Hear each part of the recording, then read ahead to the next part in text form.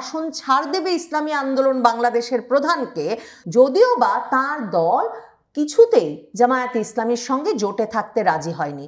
ভাবুন তো, মানে জামায়াতে ইসলামী এমন একটা ঘোষণা ইউনূস সাহেবের সঙ্গে বৈঠকের পর কেন দেবেন? মানে তিনি কি এক রকমের ভাগ করে দিচ্ছেন যে কোন আসনে কে বিজয়ী হবেন, কোন আসন কার জন্য ছাড় হবে?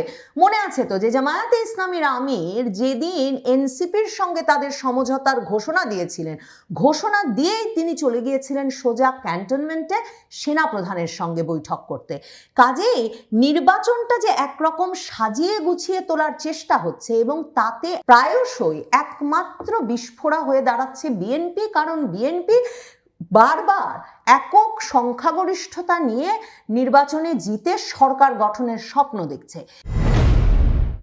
বাংলাদেশে নির্বাচনের যখন আর এক মাসও বাকি নাই, তখনও যে নির্বাচনটা অনুষ্ঠিত হবে কিনা তা নিয়ে এই শঙ্কা, উদ্বেগ, আশঙ্কা কাটছে না, তার একটা বড় কারণ এই যে আওয়ামী লীগকে বাদ দিয়ে এই নির্বাচনটা জামায়াত, বিএনপি, এনসিপি, ইউনূস সরকার এদের একটা ভাগাভাগির সাজানো নির্বাচন হতে যাচ্ছে। সেটা যেমন পরিষ্কার ছিল, তেমনি এই নির্বাচন একরকমের ভাগাভাগির নির্বাচন বলেই হয়তো নির্বিঘ্নে সম্পন্ন হয়ে যেতে পারে এমন প্রত্যাশা কেউ কেউ করছিলেন।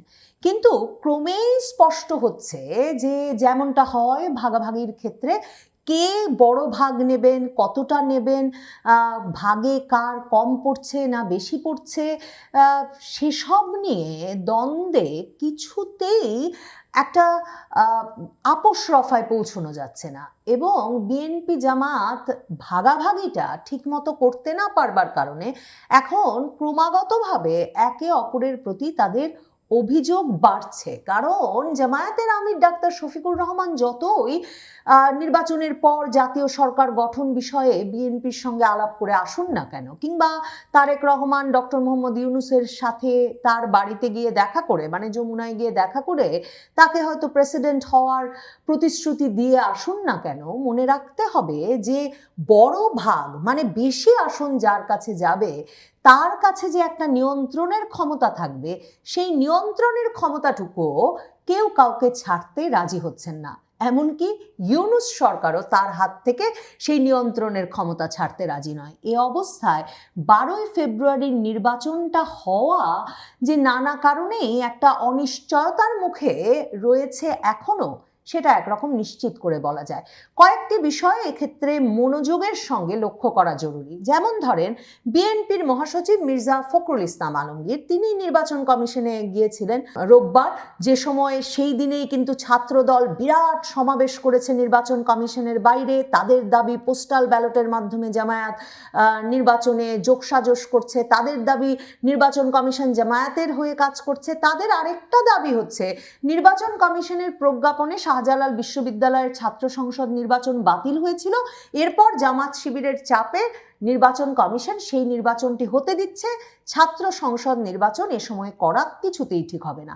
তো ছাত্রদল যখন পর্যায়ের নেতৃবৃন্দ যারা কিনা এই নির্বাচনে প্রার্থিতার জন্য প্রতিদ্বন্দ্বিতা করছেন, তারা আছেন বিপদে, কারণ তাদের অনেকেরই দ্বৈত নাগরিকত্বের প্রমাণাদি প্রতিদ্বন্দ্বী পক্ষের হাতে আছে এবং বিএনপির অনেকগুলো আসনেই এই প্রতিদ্বন্দ্বী প্রার্থীদের মনোনয়ন বাতিল হয়ে যাওয়ার একটা শঙ্কা আছে। এই সব মিলিয়ে একটা চাপ সৃষ্টির জন্য যখন ছাত্রদল বাইরে, তখন মির্জা ফখরুল ইসলাম আলমগীর গেছেন প্রধান নির্বাচন কমিশনার এম নাসির উদ্দিনের সঙ্গে সাক্ষাৎ করতে। মনে রাখবেন, এম নাসির উদ্দিন কিন্তু একেবারে খোদ বিএনপির মনোনয়নে প্রধান নির্বাচন কমিশনার হিসেবে নিযুক্ত হয়েছিলেন এই সরকারের আমলে, ইউনূস সরকারের আমলে। শুরু থেকেই এটা সকলের জানা যে সার্চ কমিটিতে বিভিন্ন দল যে বিভিন্ন জনের নাম প্রস্তাব করেছিলেন, প্রধান নির্বাচন কমিশনার যিনি এম নাসির উদ্দিন, তিনি নির্বাচিত হয়েছেন, তিনি বিএনপি আমলের সচিব ছিলেন, তিনি নির্বাচিত হয়েছেন একেবারে বিএনপির খোদ সমর্থনে, প্রস্তাবনায়। তো মির্জা ফখরুল ইসলাম আলমগীর গেছেন এম নাসির উদ্দিনের কাছে এবং গিয়ে বলেছেন যে একটা দল যে ঢাকার বাইরে থেকে ভোটারদের স্থানান্তর করে ঢাকায় ভোটার সংখ্যা বাড়িয়ে ঢাকার নির্বাচনে জেতবার চেষ্টা করছে এবং দেশের বিভিন্ন জায়গায় এমন ভোটার স্থানান্তরের ঘটনা ঘটিয়েছে, নির্বাচন কমিশনকে এখন তাদেরকে এ বিষয়ে পূর্ণাঙ্গ তথ্য দিতে হবে যে কোন ভোটার কবে স্থানান্তর হয়েছেন এবং কোন আসনে কত সংখ্যক ভোটার বৃদ্ধি পেয়েছে। দেখেন, আপনাদেরকে আমি এই যে জামায়াতের গোপন পরিকল্পনা ফাঁস গোয়েন্দাদের তথ্যে এবং 200 আসন জেতবার জন্যে কিভাবে জামায়াতে ইসলামী ভোটার স্থানান্তর করছে সে খবর 29শে ডিসেম্বর দিয়েছিলাম। বিএনপি এতদিনে কেন মুখ খুলল বলুন তো? তার মানে এখন এক রকমের দেয়ালে পিঠ ঠেকে গেছে। বিএনপির সঙ্গে যে একটা আপোষ রফা হয়েছিল ইউনূস সরকারের, যে আপনাদেরকে আমরা জিতিয়ে দেব কিন্তু একটা জাতীয় সরকার গঠন করবেন এবং সেই জাতীয় সরকার গঠনের পাশাপাশি এই সরকারের জাতীয় নিরাপত্তা উপদেষ্টা কিংবা বিনিয়োগ উন্নয়ন কর্তৃপক্ষের চেয়ারম্যান সহ, ধরেন ফায়েজ আহমেদ তৈয়ব টেলিযোগাযোগ উপদেষ্টা সহ, এরকম ইউনূস সরকারের নানা বিশেষ সহকারীদেরকে আপনারা রেখে দেবেন এই সরকারেও, আর ইউনূস সাহেবকে প্রেসিডেন্ট বানাতে হবে। এমন একটা আপোষ রফা বিএনপির সঙ্গে হয়েছিল, এটা বলে যে ভারত আছে বিএনপির সাথে, আমেরিকা আছে বিএনপির সাথে, সকলেই চায় বাংলাদেশে একটা মধ্যপন্থার সরকার হোক। কাজেই জামায়াতে ইসলামী জাতীয় নাগরিক পার্টিকে বিএনপি তার সরকারে, জাতীয় সরকারে নেবে, কিন্তু আপাতত বিএনপির নির্বাচনে বিজয়ী হবে। কিন্তু বিএনপি এখন দেখছে যে তাদেরকে এক রকমের ছেলে ভুলানো ছড়া বলা হচ্ছে বটে যে তারাই বিজয়ী, তারাই বিজয়ী, এবং তাতে তাদেরকে একটা ব্যাপক সম্বর্ধনা এবং সম্মানের মধ্যে তাদের নেতাকে রাখা হয়েছে বটে, কিন্তু বিএনপি দেখছে পুরো নির্বাচনটা সাজানো হয়েছে, মানে ইউনূস সাহেবের মেটিকুলাস ডিজাইনটা আবার জামায়াতে ইসলামীকে বিজয়ী করছে। আর জামায়াতে ইসলামী সাংগঠনিকভাবে, সাংগঠনিক দক্ষতায়, কৌশলে নির্বাচনে জেতার জন্যে অনেক অনেক ধাপ এগিয়ে আছে বিএনপির প্রস্তুতির চেয়ে। কাজেই বিএনপি এখন গিয়ে নির্বাচন কমিশনে বলছে যে খবর আপনাদেরকে আমি 29শে ডিসেম্বর দিয়েছি, মির্জা ফখরুল ইসলাম আলমগীরের মুখ এতদিনে খুলেছে, তিনি বলেছেন এই ভোটার স্থানান্তরের বিষয় দেখতে হবে। এছাড়া বিএনপি জামায়াতে ইসলামীর নাম করে একটা অভিযোগ করে এসেছে নির্বাচন কমিশনে যে জামায়াতে ইসলামীর নেতারা সারা দেশে ভোটারদের ন্যাশনাল আইডি নাম্বার, বিকাশ নাম্বার এসব সংগ্রহ করছেন। এটা এক ধরনের অপরাধ, ক্রিমিনাল অফেন্স। এটা নির্বাচন কমিশনকে খতিয়ে দেখতে হবে এবং বন্ধ করতে হবে। তো এমন গুরুতর অভিযোগ যখন জামায়াতে ইসলামীর বিরুদ্ধে এনেছে নির্বাচন কমিশনে গিয়ে মির্জা ফখরুল ইসলাম আলমগীর তাদের নিয়োজিত প্রধান নির্বাচন কমিশনারের কাছে, তাহলে নির্বাচন কমিশনকে এখন একটা ব্যবস্থা নিতে হবে। না হলে বিএনপি নিশ্চয়ই এটা নিয়ে আরও শোরগোল তৈরি করবে, বিশেষভাবে সে সময় যখন তারা ছাত্রদলকে নির্বাচন কমিশনের বাইরে বসিয়ে রেখেছে। অন্যদিকে দেখেন, জামায়াতের আমির, জামায়াতে ইসলামীর নেতৃবৃন্দ সহ প্রধান উপদেষ্টার সঙ্গে সাক্ষাৎ করে এসেছেন। প্রধান উপদেষ্টা এখনও যে একদম নির্বাচনটা নিজ হাতে সাজাচ্ছেন এবং জামায়াতের সঙ্গে তার যে ঘনিষ্ঠতা, তার যে কৌশল এবং পরিকল্পনার যে এক রকমের মৈত্রী এবং ভাগাভাগি, তার প্রমাণ জামায়াতে ইসলামীর নায়েবে আমির সৈয়দ মোহাম্মদ তাহের যমুনা থেকে বেরিয়ে এসে কিনা ঘোষণা দিলেন যে 11 দলীয় সমঝোতা থেকে, তাদের সঙ্গে সমঝোতায় না থেকে ইসলামী আন্দোলন বাংলাদেশ যে বেরিয়ে গেছে, সেই ইসলামী আন্দোলন বাংলাদেশের জ্যেষ্ঠ নায়েবে আমির সৈয়দ মুহাম্মদ ফাইজুল করিমের জন্যে তারা একটা আসনে প্রার্থী দেবে না, মানে জামায়াত একটা আসন ছাড় দেবে ইসলামী আন্দোলন বাংলাদেশের প্রধানকে, যদিও বা তার দল কিছুতেই জামায়াতে ইসলামীর সঙ্গে জোটে থাকতে রাজি হয়নি। ভাবুন তো, মানে জামায়াতে ইসলামী এমন একটা ঘোষণা ইউনূস সাহেবের সঙ্গে বৈঠকের পর কেন দেবেন? মানে তিনি কি এক রকমের ভাগ করে দিচ্ছেন যে কোন আসনে কে বিজয়ী হবেন, কোন আসন কার জন্য ছাড় হবে? মনে আছে তো যে জামায়াতে ইসলামীর আমির যেদিন এনসিপির সঙ্গে তাদের সমঝোতার ঘোষণা দিয়েছিলেন, ঘোষণা দিয়েই তিনি চলে গিয়েছিলেন সোজা ক্যান্টনমেন্টে সেনা প্রধানের সঙ্গে বৈঠক করতে। কাজেই নির্বাচনটা যে একরকম সাজিয়ে গুছিয়ে তোলার চেষ্টা হচ্ছে এবং তাতে প্রায়শই একমাত্র বিস্ফোরা হয়ে দাঁড়াচ্ছে বিএনপি, কারণ বিএনপি বারবার একক সংখ্যাগরিষ্ঠতা নিয়ে নির্বাচনে জিতে সরকার গঠনের স্বপ্ন দেখছে। এই যে জামায়াতে ইসলামী, জাতীয় নাগরিক পার্টি, ডক্টর ইউনূসের সরকার, এই স্টেক হোল্ডারদের জন্যে একক সংখ্যাগরিষ্ঠতা পেয়ে কোনো একটি দল নির্বাচনে জিতে যে সরকার গঠন করতে চাইছে, সেটা তাদের পুরো সমীকরণটাকে একরকমের উল্টে পাল্টে দিচ্ছে। জামায়াতে ইসলামীর নায়েবে আমির সৈয়দ মোহাম্মদ তাহের এছাড়াও যমুনার সামনে বসে একথাও বলেছেন যে দেশের প্রশাসন ধীরে ধীরে একটা নির্দিষ্ট রাজনৈতিক দলের দিকে ঝুঁকে পড়েছে। তারা প্রধান উপদেষ্টাকে গিয়ে বলেছেন যে কথা আমি বলছিলাম, যে কথা জামায়াতে ইসলামী বারবার উদ্বেগ জানাচ্ছে, এবার তারা প্রকাশ্যে সংবাদ সম্মেলনে সেটা জানালো যে তারেক রহমানকে যে পরিমাণ প্রোটোকল দেওয়া হচ্ছে, যে পরিমাণ সিকিউরিটি দেওয়া হচ্ছে, সেটা লেভেল প্লেইং ফিল্ড নষ্ট করছে।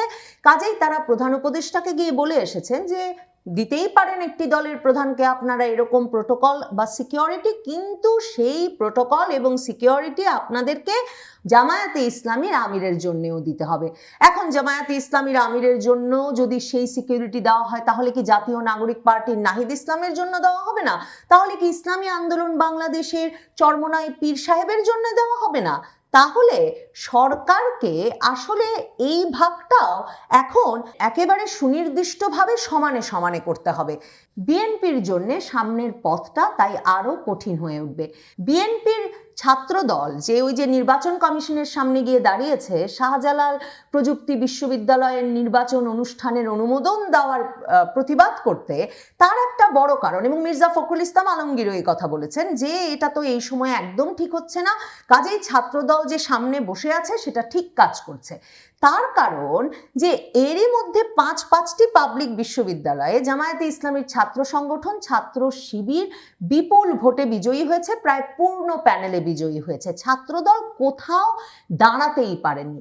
এখন সিলেটের শাহজালাল বিজ্ঞান প্রযুক্তি বিশ্ববিদ্যালয়ে নির্বাচনের কয়েক সপ্তাহ মাত্র বাকি থাকতে, মানে 20শে জানুয়ারি এই নির্বাচনেও যদি আবারও শিবিরের প্যানেল বিজয়ী হয়, যেখানেও শিবির অত্যন্ত শক্তিশালী, যেই বিশ্ববিদ্যালয়ে, এবং ছাত্রদলকে হারিয়ে শিবির বিজয়ী হবে বলেই ধারণা করা হচ্ছে, তাহলে সিলেটে 22শে জানুয়ারি যে তারেক রহমান যাবেন সভা করতে এবং তার নির্বাচনী প্রচারণা শুরু করতে, সেটা খুব স্বাভাবিকভাবেই অনেকটা ম্লান হয়ে পড়বে। দেখেন, বাংলাদেশের ইতিহাসে একরকম বলা হয় যে সিলেট এক আসনে যে দল বিজয়ী হয় সেই দলই সরকার গঠন করে। এখন শাহজালাল বিজ্ঞান প্রযুক্তি বিশ্ববিদ্যালয়ের নির্বাচনে শিবিরের জয়ের মাধ্যমে সিলেটও কি বিএনপির হাতছাড়া হয়ে যাচ্ছে? তাহলে সিলেট এক আসনে যে দল বিজয়ী হবে সেই দল সরকার গঠন করলে সেটা কি বিএনপি হবে? বিএনপি এখন এসব উদ্বেগ এবং আশঙ্কার মধ্যেও পড়েছে। তার মধ্যে গণভোটে হ্যাঁ ভোটের পক্ষে প্রচারণা চালাচ্ছে সরকার এবং জামায়াতে ইসলামী।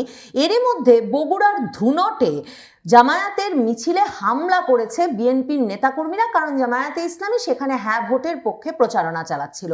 বিএনপি দলীয়ভাবে তার নিন্দা করেছে, বলেছে তারেক রহমান সহিংসতার বিষয়ে একেবারে জিরো টলারেন্স। কিন্তু মনে রাখতে হবে, বিএনপির নেতা কর্মী থেকে শীর্ষ পর্যায়ের নেতৃবৃন্দ পর্যন্ত তাদের এই গণভোটের বিষয়ে এমন একটা তীব্র প্রতিরোধ আছে, তীব্র বিরোধিতা আছে, যে এই যে নির্বাচনী প্রচার বিশেষ করে যখন 20 তারিখের পর থেকে শুরু হবে, তখন এই গণভোট নিয়েও মাঠ পর্যায়ে সহিংসতা তুঙ্গে উঠবে। তাহলে দেখেন, সেখানেও জামায়াতে ইসলামী এবং সরকার একত্রে প্রচারণা করছে, আর বিএনপির নেতা কর্মী সমর্থকেরা সেই গণভোটের পক্ষের প্রচারণা প্রতিরোধ করতে বিভিন্ন জায়গায় নেমে পড়েছে রাস্তায়, অনেক জায়গায় সহিংস হয়ে উঠেছে। তাহলে সেই ভাগাভাগিতেও কিন্তু বিএনপির যে মেরুতে অবস্থান আর বাকি সব পক্ষের অবস্থান বিপরীতে। কাজেই এ অবস্থায় নির্বিঘ্নে নির্বিবাদে নিজেদের মধ্যে ভাগাভাগি করে ফেলে একটা নির্বাচন খেলা শেষে একটা সরকার গঠন করে ফেলাটা যথেষ্ট কঠিন মনে হচ্ছে। এর চেয়ে মনে হচ্ছে মেটিকুলাস ডিজাইনে একটা নির্বাচন সেরে ফেলার প্রচেষ্টা করাই হয়তো সহজ হবে। তাহলে সেই ডিজাইন ঠেকাতে কি বিএনপি রাজপথে নামবে? ওইদিকে আসিফ মাহমুদ সজীব ভুইয়া তো বলে রেখেছেন, ত্রুটিপূর্ণ নির্বাচন তারা কিছুতেই হতে দেবেন না। প্রয়োজনে জাতীয় নাগরিক পার্টি আবারও রাস্তায় নামবে, যাতে নির্বাচন বিলম্বিত হলেও ত্রুটিমুক্ত করা যায়। বুঝতে বাকি থাকে না তাদের জোটের প্রধান দল জামায়াতে ইসলামীর সমর্থন আছে সে কথাতেও। এই সকল তথ্যকে পাশাপাশি রেখে ভাবলে সত্যিই ভাবা মুশকিল 12 তারিখে নির্বাচনটা অনুষ্ঠিত হয়ে যেতে পারবে, যে নির্বাচনে কোনো একটি একক দল সংখ্যাগরিষ্ঠতা পাবে, যে দল ডক্টর মোহাম্মদ ইউনূস, জামায়াতে ইসলামী, জাতীয় নাগরিক পার্টি সহ জুলাই আন্দোলনের প্রধান বিজয়ী পক্ষগুলোকে যথেষ্ট ক্ষমতা দেবে কিনা, নিয়ন্ত্রকের আসনে থাকতে দেবে কিনা তা নিয়ে সন্দেহ থাকবে, সে দলকে জেতাতে 12ই ফেব্রুয়ারি একটা নির্বাচন নির্বিঘ্নে হয়ে যেতে দেওয়া হবে, সেটা ভাববার মতো কোনো পরিস্থিতি এখনো তৈরি হয়নি।